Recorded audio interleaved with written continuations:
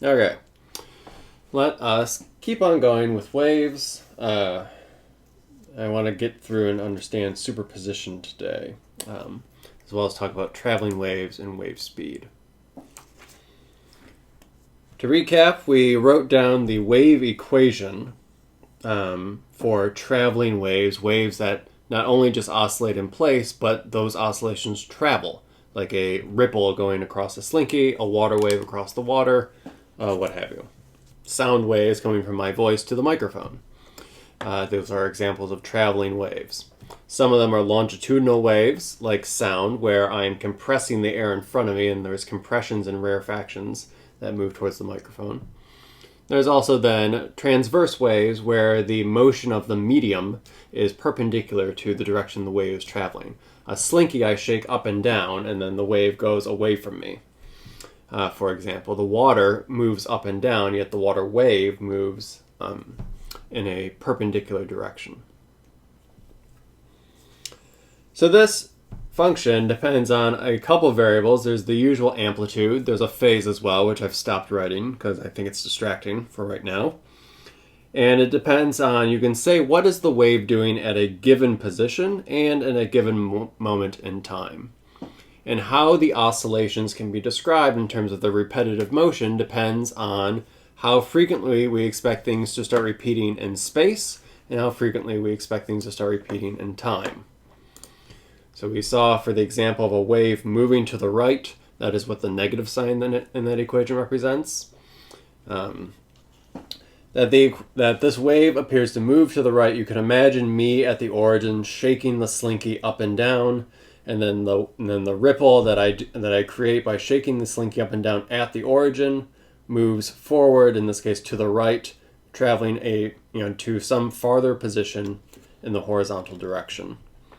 If I look at a given location, say x equals 10, I can notice that the slinky at x equals 10 shakes up and down in place.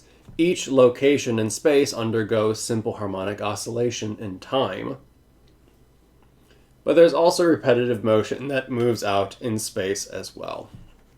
And the relationship, the way you quantify how frequently things tend to start repeating themselves, is given by the angular frequency for time. So increasing the angular frequency acts to speed up the rate of oscillations at a given point. So in this case, it looks like the wave is moving faster to the right. At any given, though, we should be careful, because at any given location, you can notice that the oscillations are occurring faster. Versus increasing the wave number, which then increases the rate at which repetition occurs in space. So by increasing the wave number, you're decreasing the spacing between peak to peak or trough to trough. That length itself is called the wavelength. The wavelength is the amount of distance in space between repetitions. The period is the amount of time between repetitions at a given point in space.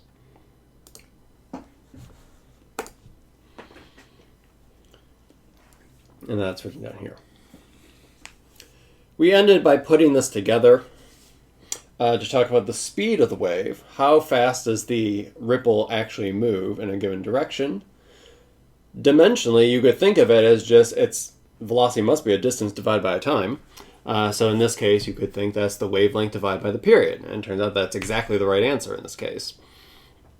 We argued by looking at the what's inside the sine function and following a fixed point, and was able to derive that this occurs, the velocity of the wave is given by omega divided by k. You could also write that by these relationships as the wavelength times the frequency. You could also write that as the wavelength times 1 over the period.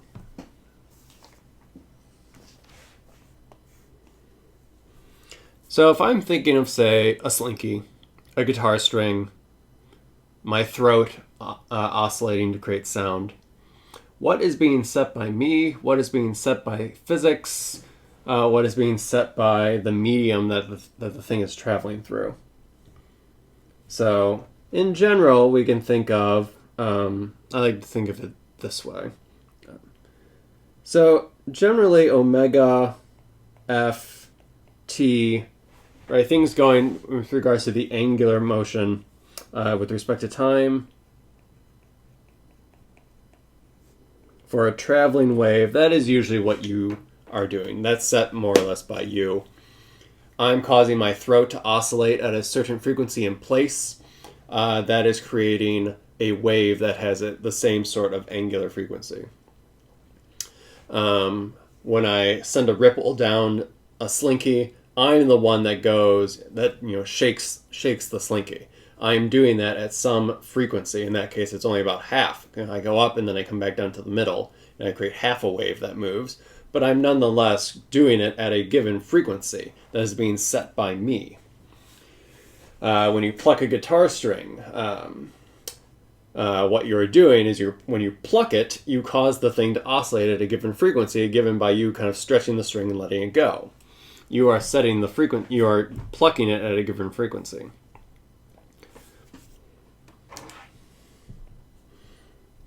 The speed, the velocity in this case,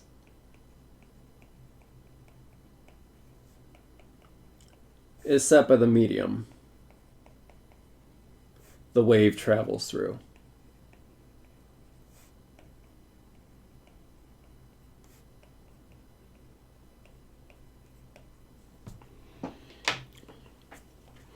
In this case, the rate at which the ripple moves down the slinky, or the water wave moves across the surface of the ocean, or how fast my voice travels through the air, depends solely on the medium that the wave is traveling through, the slinky, the water, air in this case. Because it is what I'm doing when I speak. I am creating oscillations in my throat. I'm compressing the air in my throat, which is then colliding with the air in my mouth, which is then colliding with the air outside of my mouth, and that is creating compressions and rarefactions that are moving in a given location. The slinky, if you think of a free body diagram of the slinky, slinky molecules are tugging on each other, and as a result there are forces as they interact with one another, which is affecting how quickly, via accelerations, how quickly things can respond to a given force, be it me shaking the slinky perhaps on the left side and sending that ripple moving. The rate that it's able to respond will depend on things like, say, the tension that is in the slinky, or if this was just a rope or a string, a more taut rope behaves differently and allows the wave speed to be different, compared to something that is essentially very slack.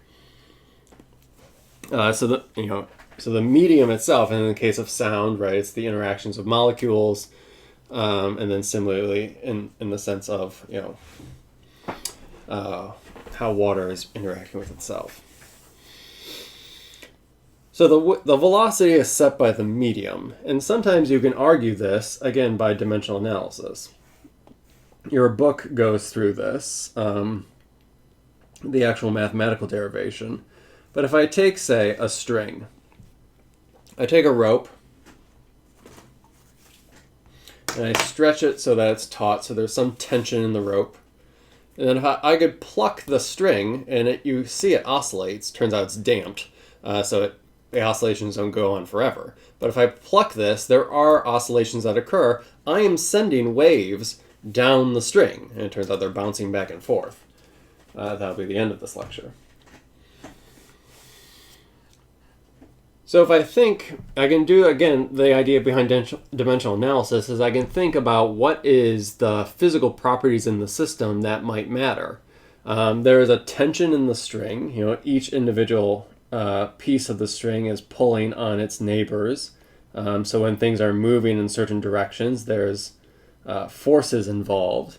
So I might say that the tension of the string is something that matters. Since it's causing the object to move, and this could be, I could be doing this horizontally on a table, I could be doing this vertically in the air, so gravity probably doesn't play a role in any of this. But since I am causing the object to move around, the slinky has to shake up and down. In the case of a rope, the rope has to move up and down. There's inertia to overcome. There is mass in the problem, and to cause mass to accelerate, forces are involved. More massive objects are harder to accelerate for the same amount of force. So in that case, it might be, something regarding the mass might matter as well. For extended objects, you have to be a little bit careful. I can't just talk about the mass of the rope, because again, you can look at, say, like this particle here, which might have a little bit of mass, dm. And how it responds is based on local forces. So it just cares about what's going on kind of locally versus, so I'm not talking about the entire string as a whole. It's not, but more or less how every little piece of string is reacting. So in that case, I might quantify it as not the mass of what I care about, but the mass density of the rope. It's saying something about how the mass of the rope is distributed across the rope. So I think your book calls it a DL or something. A 1D mass density. How is the mass distributed along the length of the rope? That might be something like a mass density. Again, kind of analogous to, say, the density of water is something that's saying, if I take a little cube and fill it with water, I can see how much mass is in that little cube. Mass per volume. Here it's kind of mass per length of the string. And again, I can say, okay, the units of tension is newtons. The units of mass per unit length is kilograms per meter. And it turns out, if you think about this, and you should try this on your own, that tension divided by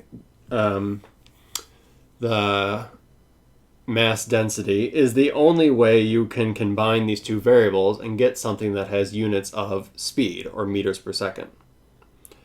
Turns out, kind of nicely, that this is actually exact. Remember, before when we did this, we could only say that then we can claim that v is proportional to the square root of t over mu.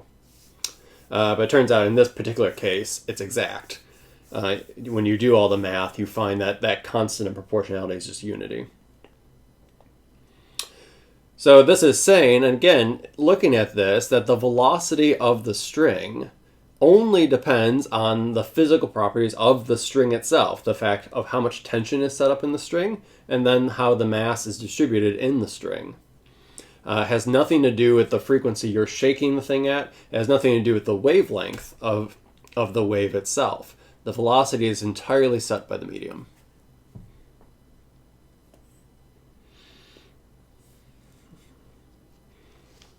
You can do the same thing, say, for sound.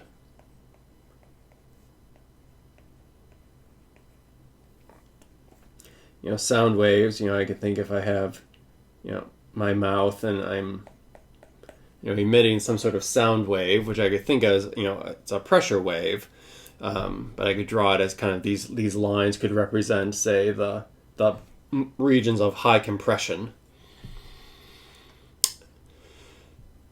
If I think of this, what it's doing is it's compressing the air.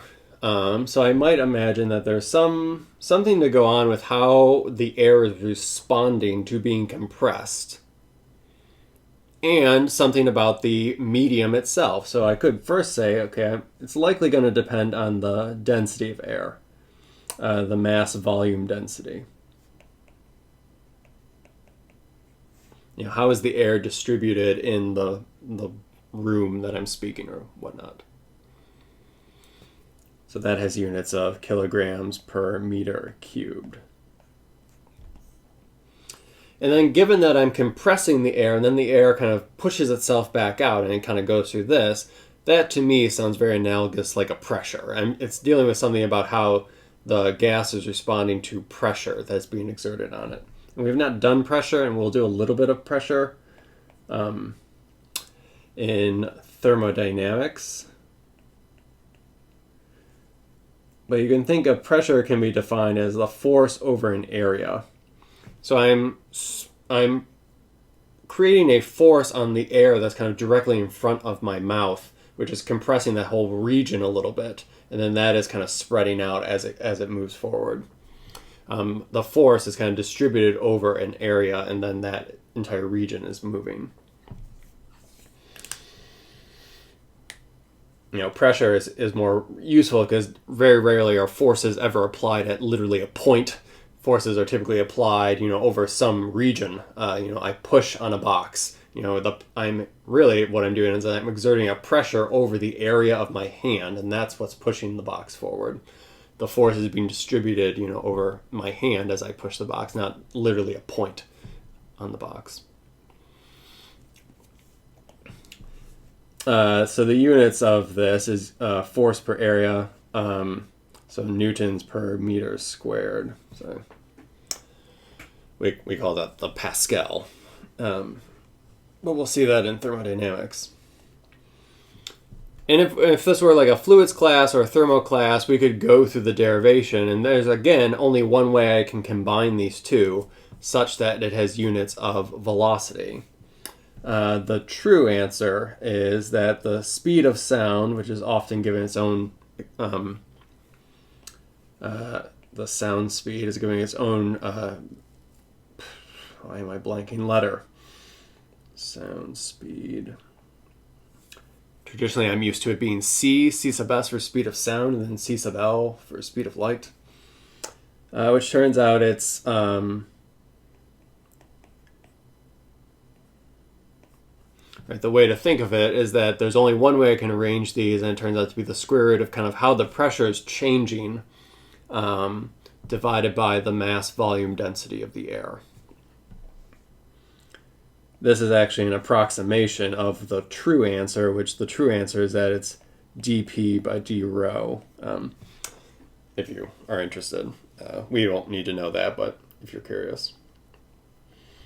And then if we treat this as air and treat this as something like an ideal gas, which again we'll see in the next section of this course, the last section of this course, we can actually derive an expression for the speed of sound. Getting a little ahead of ourselves, we'll see that the ideal gas law can be written as rho, some constant times T, and it's divided by some constant mu, where this is the average mass per molecule. Right now, space. This is the density of the medium. This is just a number, and then this is the temperature. Written in this interesting unit of Kelvin. But again, we get ahead of ourselves. And so then if you plug that all in and look up what all of these numbers are for air, you can derive that the speed of sound is approximately 331 meters per second, and then the square root thing is 1 plus the temperature in units of Celsius divided by 273 degrees Celsius. So that the speed of sound, just by looking at the medium of air, this equation is only true for air, because assumptions about what makes up the air has been built into this expression. That sound travels about 331 meters per second, and it depends on the temperature of the air itself as well. Hotter gas, the speed of sound can travel faster as a result. Right, so this is about also. So for us, we will likely not care so much about the temperature dependence, and we'll likely just approximate this as 331 meters per second, or about 740 miles per hour, if curious.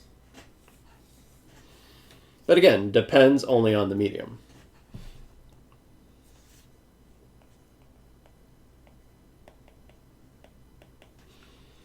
I alluded that light is also a wave phenomenon. Turns out it is kind of a weird exception where it doesn't need a medium to travel in. It can also travel in a vacuum, which is why radiation can move through, can travel through space, but you can't hear yourself screaming in space. Sound does not travel well in space because sound relies on frequent collisions of stuff. The air in my mouth is colliding with the air outside my mouth, and then that's creating vibrations. Not so much in space, so not a lot of collisions going on in a way that allows for sound at the frequencies that we typically speak at to travel very well. Light is kind of this weird exception where it can travel through any medium, even a vacuum. It doesn't need like an ether or something for the light to travel through. We used to think that was the case. The idea of something being of a wave not being able to travel in a medium bothered a lot of scientists. And so people came up with this ether model of the universe where we actually were all immersed in essentially this ether goo, which allowed for light to travel through. But experimentally it was shown that if that were true, we should be able to see its impact, when you're moving relative to the ether, which was observed to not be the case. So we now believe we are more comfortable with the idea of things being able to move through a vacuum. We get around that by the idea of field theory and thinking of fields like the electric field, the magnetic field, the gravitational field, which is more of a physics 3 thing that you'll get into. The speed of light, which usually I just write as c, c sub l perhaps, you can show to be 3 times 10 to the 8 meters per second, or about 670 million miles per hour. A little bit faster than sound. Incredibly fast. Not infinite, though. That's also key. I'm veering back into astrophysics, so I have to be careful. But the fact that the speed of light is not infinite is one of the main reasons why modern astrophysics can work. Why I can look out into the universe and say something about what the universe looked like billions of years ago as a result of the fact that light travels at a finite speed. Because the light that's coming to me may have been traveling for billions of years, so that light may have started its journey when the universe was much, much younger. So by the time it finally reaches my eyeball, I'm actually seeing into the past. Again, I'm going to stop myself, else I will revert to another Physics 90 lecture. Takeaway here, it depends on the medium. Light is this weird exception where the medium could also be a vacuum. It could be a completely empty medium. Light can still travel through. And then the wavelength is based on physics. Really, it's the relationship between, we wrote down that the velocity of a wave, v, is related to the frequency times the wavelength. You, in a sense, are setting the frequency, velocity is set by the medium, and then the wavelength is just the algebraic result that you get from those two.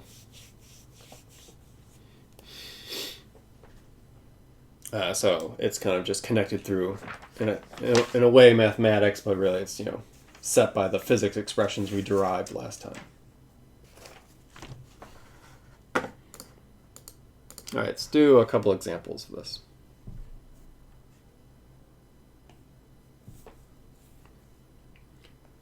Suppose we live in a reality where we are meeting in person, and you're over here, represented as a giant ear, and you are 5 meters away from me.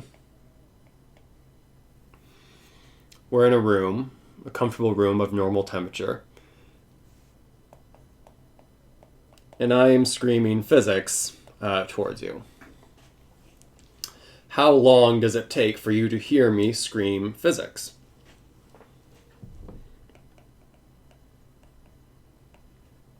So how long does it take until you hear me?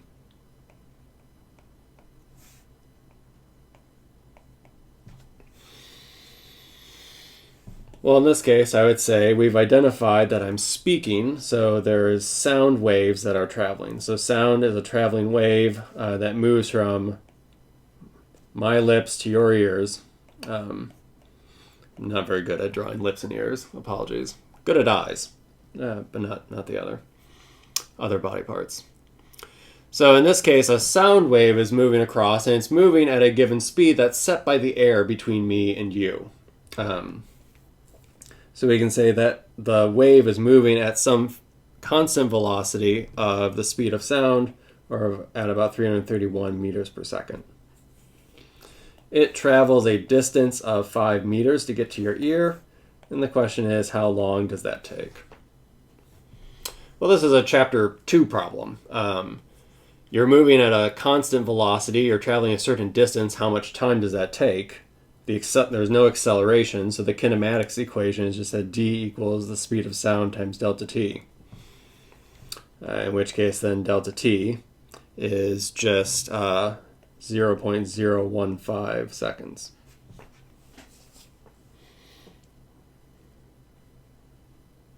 All right, so you hear me speak about a little bit over 100th of a second after I actually do say it. So there's a tiny, tiny delay in what you hear and what I'm saying. All right, let's do one example with astrophysics. Let's do the same sort of problem where you have the sun, which is shining, light, which is a wave, and then you have Earth all the way over here. And when we are feeling the sunlight hit our face, that light has traveled all the way from the sun to the Earth, 93 million miles, which is a long distance. But light also moves incredibly fast. How long did it take for that light to get from the sun to Earth? So in this case, there's a distance between the sun and the Earth. The distance is 1 astronomical unit, or 1.5 times 10 to the 11 meters. The speed of light is 3 times 10 to the 8 meters per second. And the question is, how long does it take for the light to get to me, or to us on Earth? And I guess you could ask, well, are we incorporating the radius of the Earth at all in this? Like, are we talking about the part that's facing the sun versus the poles?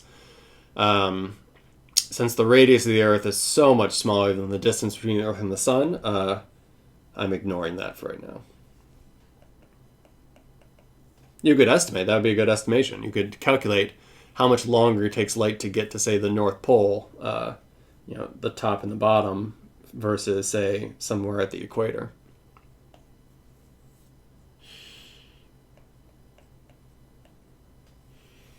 So in this case, you could take this, and this I know, because I've done this enough, that this is about 500 seconds, or about 8.33 minutes. So even 93 million miles is a good distance, but light covers that entire 93 million miles in almost 8.5 minutes or so, 8 1/3 minutes.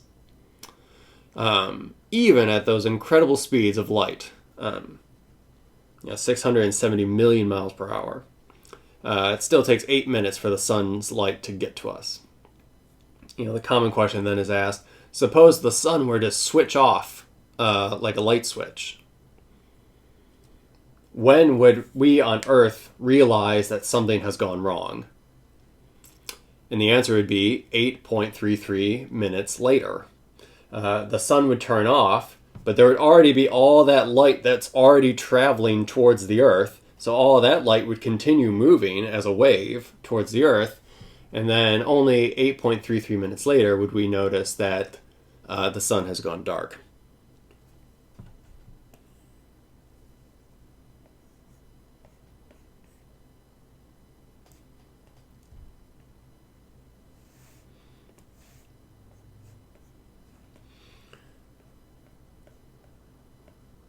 Suppose I drop a rock into a well.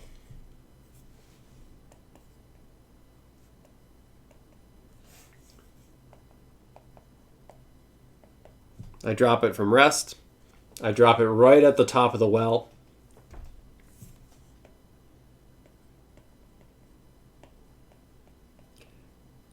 After 3 seconds, I hear a splash.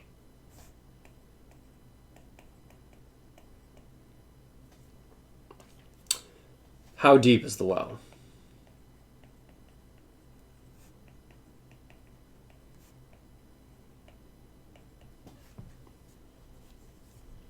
So in this case, you have to think about what is going on. What are you measuring? I drop I could try to imagine what's happening. I let go of the rock then begins to fall towards the bottom of the well. It eventually hits the water, at which point that launches a sound wave, the sound of the splash, which then has to travel all the way back up the well to get to my ear. So in this case, it is not just the speed of sound times 3. That would be incorrect, because that entire 3 seconds incorporates both the rock falling to the water and then the speed of the sound wave moving up the well, a distance h. So in this case, delta t of 3 seconds equals delta t of the fall plus the delta t of the sound wave traveling back up the well. Okay. The delta t of the sound wave traveling up the well, if it's moving a height h, we could say, okay, then distance equals the speed, or h equals the speed of sound over some time of the sound wave traveling. So for t sound, I could write that as h over the speed of sound, say. But that's only part. Now I need, what is the amount of time it takes for the rock to fall a height h? Well, in that case, I could say 0 is at the bottom of the well, and so then it ends up at 0, began at h, there was no initial velocity, but there was an acceleration due to gravity as it fell. For some amount of time, delta t fall. So in that case, delta t fall looks like it's the square root of 2h over g, which I can plop in over here, 2h over g. And this all equals 3 seconds. And if I look at this, I know 3, I know 2, I know g, I know c, the speed of sound. I can solve for h. In this case, it would be a quadratic expression. I could start by, I guess I could complete the square in a sense in order to get the right-hand side to be some sort of simpler polynomial, and then solve for h that way. I'll let you play around with that and just say when I do this, I get an answer of about 40.6 meters for h.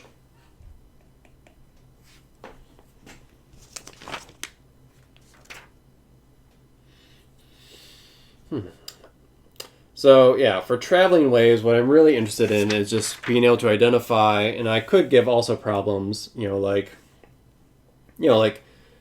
there's, I forget the relationship off of my head, but they say like once you see lightning, and then you count how long it takes for you to then hear the thunder. Why is that the case? Because essentially when a lightning bolt goes off, it creates a sonic boom that emits a sound wave. And then it also is radiating, so there's light that's emitted. So there's a light wave and a sound wave that comes out. The light wave is moving much faster, so it rockets ahead. So you see the light first, and then eventually the slower moving sound wave makes it to your ear.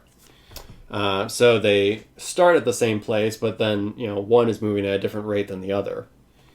And so there's a delta t in between when you would expect to hear the sound versus see the light. There's some, actually I'm convinced we're now going to do that as an in-class problem where we can calculate what is that relationship, that rule of thumb you might have learned. All right.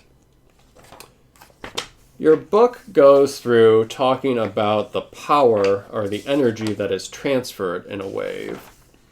In 16.3 it looks like. I was going to do this, but then I realized in order to do this, I have to do partial derivatives, which I don't think most of you have learned yet. They're not hard, but it's okay. I'll just sketch out and kind of hand wave my way towards it. Right, the fact that the wave is moving and it has some motion with it, and we derived what that velocity is. So you could imagine that there's some kind of, if there's each element of the wave, be it a slinky, let's take a slinky or a rope, right? There's some kinetic energy that is associated with the fact that the wave is moving. And the idea there is that you can take the expression for the vertical motion in the case of a transverse wave, which was a sine of kx minus omega t. I could take the derivative and get a sense of the velocity, which, careful, that's not the velocity of the wave. That would be the velocity of how it's moving up and down. And I can quantify the total overall kinetic energy of the motion and get a sense and essentially derive a measure of, on average, if I were to say, put myself, located right where the wave is going, how much energy would I feel impact me as the wave moved onto me. And you can derive that there is a kind of similar to how we saw with the total energy of oscillations. That's where the amplitude played a role. You see again that the energy that's associated in the actual wave motion depends on several properties. Like it depends on the angular frequency, which we saw before. Also depends on the square of the amplitude of the wave. So the bigger the wave, the more energy that's moving with it, because in order to move, in the vertical direction, all of that mass, up and down, takes work. So that implies that there's a transfer of energy. And I think intuitively that's perhaps not too surprising for anyone who has ever been impacted and felt a water wave wash over them.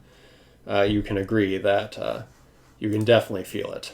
There's definitely forces and energy and momentum involved.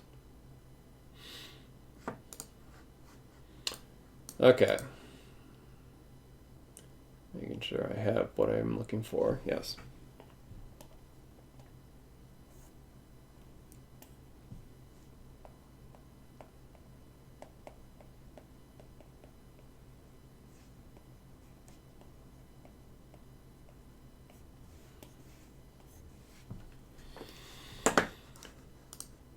What if you have multiple waves?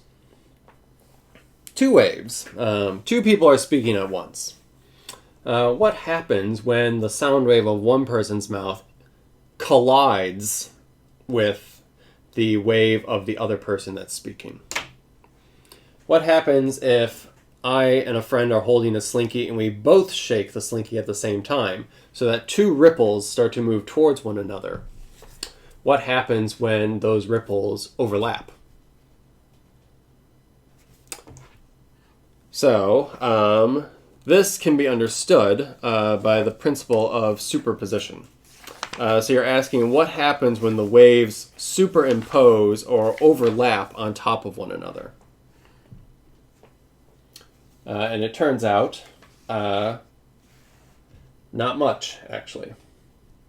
So this is in general called, we're studying the ideas of interference. When waves interfere with one another, we're saying what happens if I have a wave that is moving in one direction, I have another wave that is moving in another direction. There comes some point where they are both in the same spot. And in that case, we're saying that the wave is interfering. The two waves are interfering. And then I could ask, if they interfere in some way, do they keep going? Do they bounce off one another? Do they self-destruct? Who knows? The general study of interference is how waves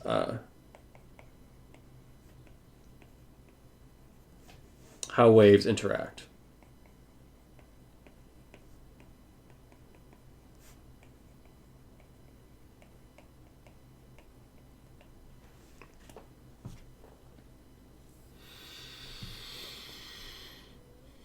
And waves obey this nice linear relationship called the principle of superposition.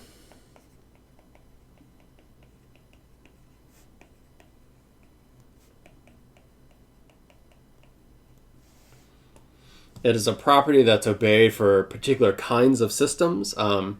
It's borne out in mathematics. There's mathematical proofs that you can show that this is true. And then all evidence suggests that, there is that, wave motion obeys these principles of superposition, which simply says that that waves simply add together when they overlap.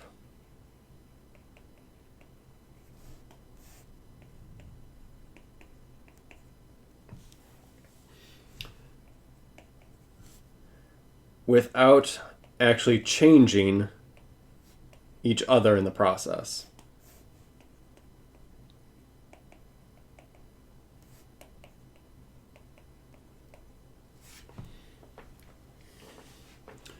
In that if two waves intersect, along a string, when I ask myself what is going on, what is the string doing when the two waves overlap, I can calculate what the string is doing just by adding my two functions together.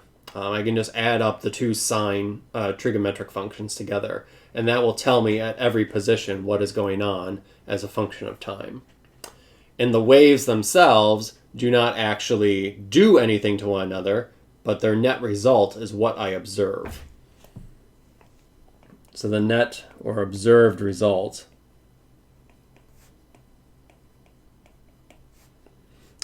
is just the sum of the waves.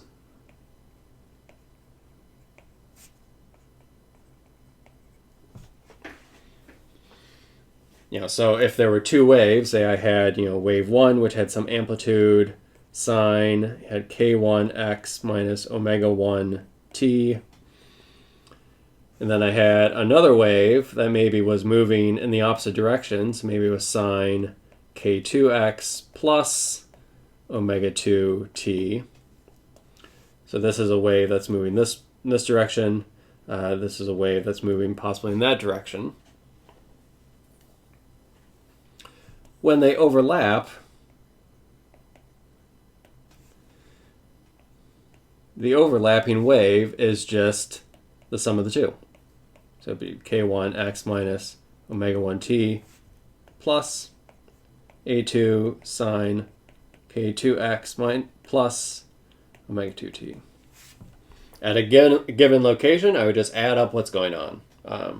Evaluate the two functions individually and add up the result to see what happens.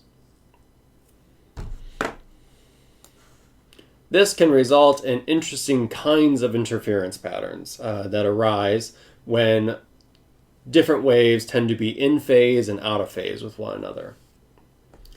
So the idea here is that this black thick line, which is a traveling wave, travels to the right if I let time go forward. It has a certain angular frequency, which sets how quickly it oscillates up and down. It has a certain wave number, which determines how far between tops or bottoms there are.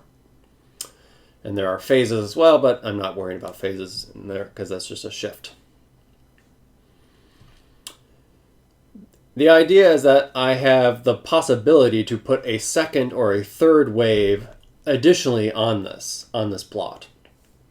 And what the black line is going to show you is it's going to show you the sum of the two waves. So in this case, there's only one. If I take the amplitude of a second wave, which is identical to the first wave, and I increase the amplitude of that second wave, let's do it something like this. So now you can see kind of what is happening, how this graph is being generated. This blue dotted line was the initial wave when it was just a single wave. And since it was the only wave, the black line is also at the same location. Now if I create two waves that have the same wave frequency and the same wave number, so they look exactly the same, just one has a larger amplitude than the other. And suppose there are two waves that are just moving, so they're complete. This I would say is an example where they're completely in phase. Their peaks are at the same locations, their troughs are at the same locations. Their 0 points are at the same locations. These are two waves that are in phase.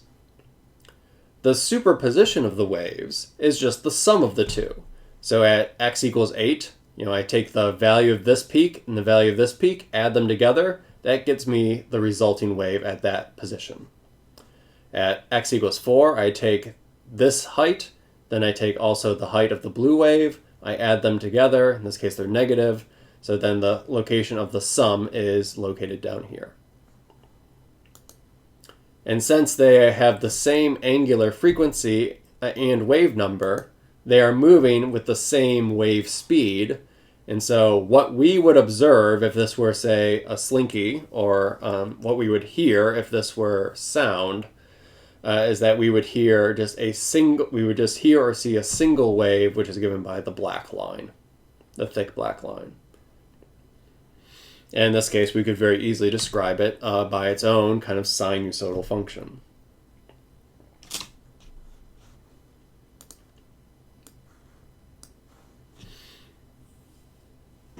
So this is what is called constructive interference.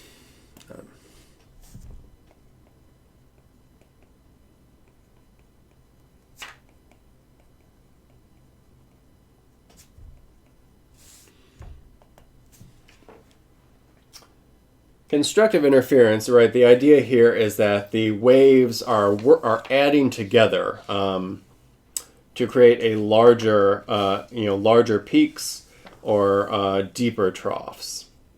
So the waves add on top of each other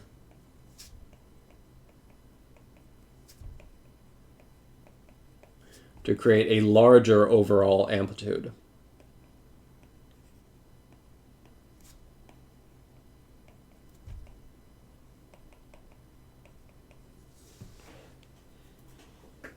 Which, in this case, this is an example, if we don't need more jargon, but we would call this perfectly constructive interference. At every point in space and time, it is always, the two waves are always working together. And if I increased or changed the amplitude of one of the waves, notice that the resulting wave changes as a result. In this case, I have two of the exact same wave. And then they add together to create something that would essentially just be the same wave, but with twice the amplitude everywhere.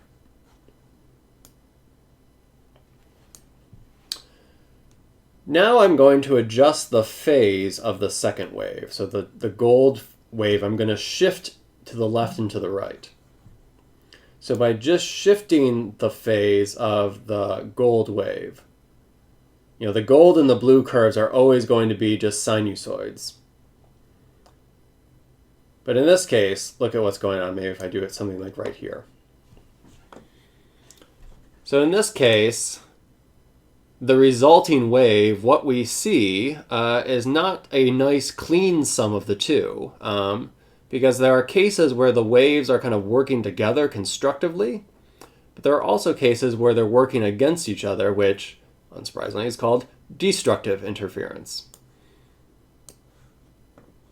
So a case where they're constructively working together might be somewhere like right here. In this case, both of the waves, the blue wave and the gold wave, have a positive displacement at that point in space. You add them together and you get an even larger amplitude as a result. Versus somewhere like right here, where the resulting wave is close to zero. And notice that's resulting from the fact that the gold wave has a positive displacement. It wants the rope or the slinky to move upward. The blue wave has a negative displacement. It wants the slinky or the rope to move downward, or to be down below the origin. And so as a result, the principle of superposition is that you add them together, and the net result is that at that particular location, the slinky is not moving at all, or the rope is not moving at all. It remains almost perfectly stationary as the wave travels through. So this is an example where there's constructive and destructive interference. Just like in perfectly constructive interference, where they always work together, if I slowly, so let me make their amplitudes the same. As I change the phase of one of them so that they become 180 degrees out of phase with one another, notice what's happening. If they become perfectly 180 degrees out of phase, that means, I kind of just change this.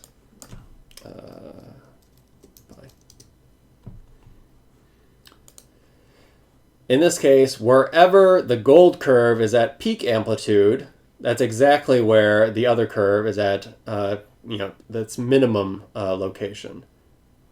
And they are perfectly out of phase in that every time one is up, the other is down at every single point. So this is perfectly destructive interference. The two waves cancel each other out completely. Even though there are two waves moving down the slinky would not move at all. It would appear as if it's perfectly stationary. So that is an example of destructive interference.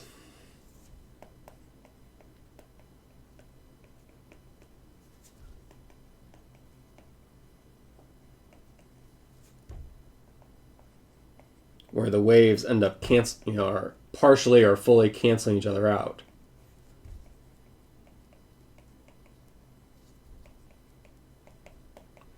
Right, to create a smaller overall amplitude.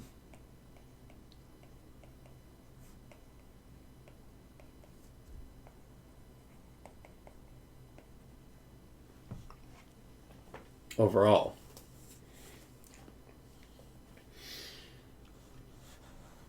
This can get really interesting if you start to allow the waves to be have different wave numbers and angular frequencies as well. For example, if I take, again, what we're sticking with essentially two identical waves, but I make the wave number of the gold curve twice that what it is for the blue curve. Since I've only changed the wave number, what happens in this case is the resulting wave, if this were sound, it'd be what you would hear, is the black curve, which notice is kind of crazy and noisy. As a result, what you hear is constantly evolving and changing. If you imagine your ear being, at the right side of the screen. Since I changed the wave number of one curve but not the other, now you can notice the waves are moving at different speeds. In this case, we could go back to our relationships for how the wave speed depends on the wave number. Did I write that down? Yes, I did. Right. The fact that velocity is the wave frequency divided by the wave number. I've increased the wave number for the gold curve, which all that means is that now that wave is moving slightly slower than the blue curve. The blue curve is rushing ahead compared to the gold curve. And creates this weird changing motion. If I change the 2 to a 3, you similarly get something else that becomes even more and more noisy. If I make it 5, it looks something like that. Where you can see both waves kind of imprinted in the pattern. Right? You see a bunch of little ripples, which is the gold curve, but then you also kind of see kind of larger variations, up and down. My computer is not rendering it fast enough. Up and down from the blue curve as well, because you're seeing the sum of the two. Versus if I were to change the wave, the angular frequency rather, of the, gotta set the time back to 0. If I make the wave frequency 3 instead of 2, then as a result, the gold curve is going to be moving faster compared to the blue curve. So here you get a case where, in this case, same wavelength, but the gold curve is moving faster than the blue curve. So what's happening is that sometimes they are perfectly in phase with one another. You get perfectly constructive interference. Sometimes they are perfectly out of phase with one another, and you get something that goes to 0. And then there are some intermediate points as well. So this might be something where you would hear some sort of weird, beat pattern where you're wom, wom, wom, something like that.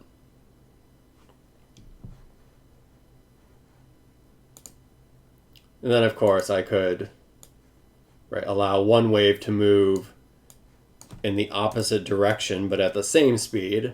You essentially get the same sort of thing. Actually, this is an example of a standing wave, which is the next lecture. Where notice the peaks and the troughs aren't really moving left or right. They're kind of just moving up or down. But I get ahead of myself. Oops, I did not mean to do that. Stop. This has very practical purposes. I see a lot of you, wearing large headphones when we Zoom. I imagine there's some noise cancellation features in a lot of your headphones. How does noise cancellation actually work? Noise cancellation, the act of noise cancellation is it's simply doing the principle of superposition in real time. So here's the idea. Suppose the blue curve is the actual sound. Maybe it's a note of music you're trying to hear through your earpiece. But there's a lot of noise that is also coming at you as a result. So what you hear is not quite the nice single note that you wanted to hear, which is the blue curve, which is kind of hidden underneath this black curve. But you're hearing all of this additional noise kind of introduced on top of it. Should make K not as big. Right, you want to just hear the blue curve. That is, let's have that represent the actual music note, the person's voice, whatever that sound is. But on top of it is all this other noise that's, additional sound waves. The wind or just people talking nearby or whatnot. And then, as you saw, as we move it forward in time, what you hear, what hits your ear, also changes with time, so that it's unclear, that you're going to get a clear note as a function of time. What noise cancellation does is it analyzes, it has little microphones on the outside that's listening to the ambient noise. It's not listening to what you want to hear, the music, but it's listening to the outside, which it assumes you are also hearing as well, and it wants to try to cancel that out. So what it does is it creates a wave that is very similar. So noise cancellation might first create a wave that is, in a sense, right, it might introduce a third wave into your ear.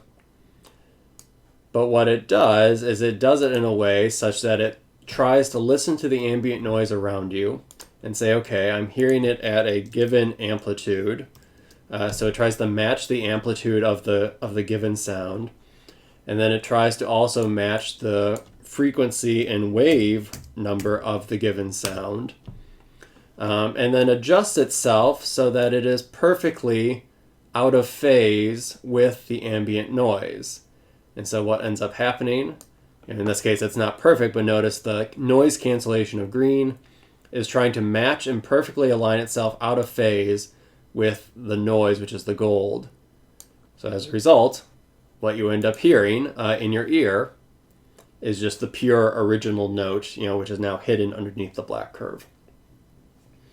While noise cancellation is using this principle of superposition to cancel out all the background noise that you hear. That's the idea behind noise cancellation headphones. It's just throwing more sound at you, but it's throwing the opposite, in a sense, the opposite or out of phase sound to cancel out the ambient noise around you.